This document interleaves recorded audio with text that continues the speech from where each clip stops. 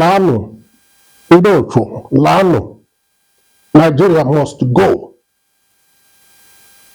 Ọ maka ganigani ndị Ghana kpọrọ ịgbara ndị Naijiria bibeghị ụgbọnwa mkpe n'ọgwụgwụ ọnwa 7 Julaị afọ 2025.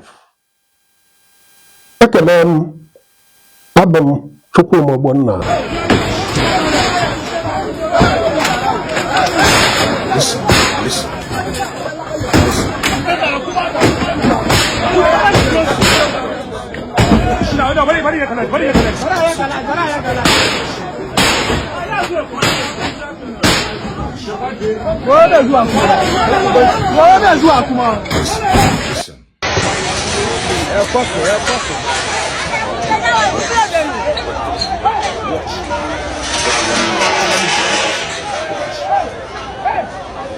Nigerians to go back to their country. Ghana is for us. Ghana is not for any foreigner. No Igbo man can come to this country and intimidate us. This country belongs to us. President Mahama, you came for Ghanaians. You said Ghana first. You said you came for the youth. Please take action now. Thank you. I don't know. Unite me. We can't be dealing with the legal criminals that we are having in Ghana and be dealing with Nigerians too. No. So Nigerians must, the government, the politicians have to do something about it. If they know that they are taking money from Nigerians, they better return it and do something about it. And the immigrations, they should stop giving Nigerians Ghana passports. They should stop. Kill me. I will kill you. Who will be close? Who will kill you? You will go to your country. Go back to your country and go and kill your fathers and your sisters, criminals, fraudsters. You will go to your country back. Nigeria must go. Mr. President must go. Ngagari iwe tika tikpo n'iri afọ ise na ise gara aga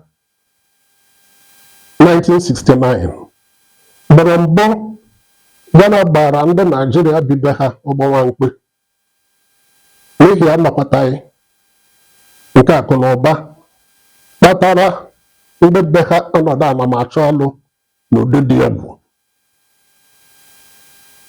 Ruo iri afọ ise gara aga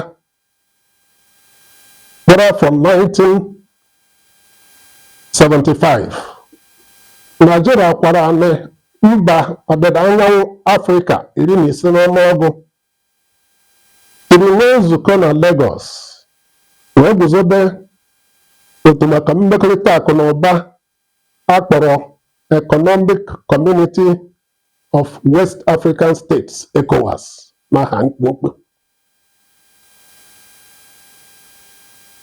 Ọ gatacha afọ 4 site na nguzobe ya bụ otu ECOWAS, ndị ya bụ otu wee nwee nzukọ ọzọ nke a bụrụ n'afọ 1979.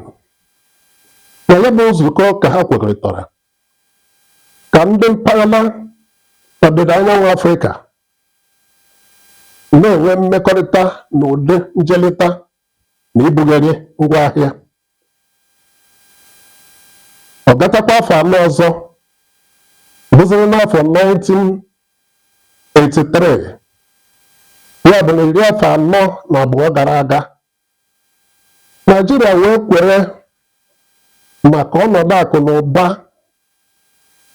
ya anọpụtaghị n'oge ahụ kpatara aja ọnọdụ anamachọ ọlụ,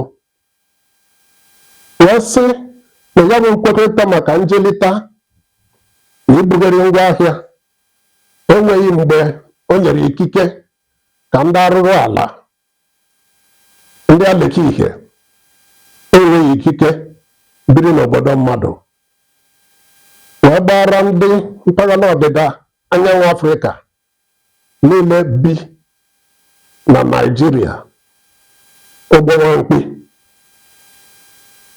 Ma ndị ya bụ ụgbọnwa mkpe metụtara bụ ndị enweghị ikike ibi n'ala anyị Naijiria. Ọnụọgụ ndị nke a metụtara wee dị nde 2. N'ime ha 1 nde bụ ndị Ghana. Ụdị mere ka o wuo ewu dịka naanị ndị Ghana ka a sịra gbakọrọ kwalie eji wee kpọọ ya bụ ụgbọ mkpe Ghana must go. N'ụdị na akpa ndị Ghana ji wee buo ngwongwo n'ụdị mkpakọrọ na ụla ka na-azarịta Ghana must go n'ala anyị ruo n'ụbọchị tata. O wee rụzie echere na Naijiria na Ghana ewerela ihe niile tara n'abalị ka anwụ isi. N'ọgwụgwụ ọnwa 7 Julaị afọ 2025, ọ dabakwa kpakọrọ laa Nigeria must go. Tikọ dapụtara na ya wee mee ka onye isi ala anyị bụ President Bola Ahmed Tinubu were onye okenye ji ahụ ihe dị n'akpa jiri mmụọ kpụọ mmiri mgbe ọ nọ n'ọba ọkpa, nakwa ọ bụrụ na egbughị ngwere ọ dụrụ n'abọ nke ọ dụrụ ata pụta, wee ziga ambasadọ Oriakụ Bianca Odumegwu Ojukwu Ghana si orue ya bụrụ ọbata obie na ya bụ okwu. Ambasadọ Oriakụ Bianca Ojukwu na onye isi ala Ghana bụ Maazị John Dramani Mahama nọdụrụ ala wee lebasị anya na ya bụ okwu. Ha kpebiri ọkpọdụ nọdụ ma ọkpọgoro nọdụ n'ụdị edebere ogobere n'itinye ọnụ na ya bụ okwu. Honorable Oriakụ Abike Dabiri Eruwa bụ onye isi ụlọ ọrụ NIDCON na-ahụ maka ụmụ Naijiria bi na mba ụwa ndị ọzọ wee sie na ire ha kpelere n'ụlọ nga ụwa dị iche iche ka a gbaghara ndị Naijiria mara ikpe ọnwụ maka mpụ dịka ibubata ọgwụ na anwụrụ ike lara na ntị ịkpọ. Ọ sị na dịka o si gbasata mba Indonesia na ụmụ Naijiria na-eche ka akwụọ ha ụdọ dị 21 n'ọnụọgụ, otu n'ime ha onye Edo steeti, 20 ndị ọzọ bụrụ ndị otu steeti na mpaghara South East ala anyị bụ ala Igbo, mana ọ kpọọ ya ka ya bụ steeti. Ekwue oyi akwa awa ahụ mara onwe na ụdị nye ndụmọdụ. Ozi ugo anyị nke taa nye ndị Naijiria bi na Ghana tụmadị ndị Igbo wee bụrụ na ere ji nka ya na eze biri n'ọnụ, n'ere maka ejula ji aga n'ogwu.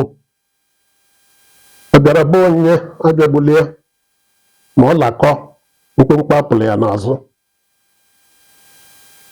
Oke amanụ ụma taa akpa dibịa, ma dibịa amanụ ụma bụ oke ọnụ.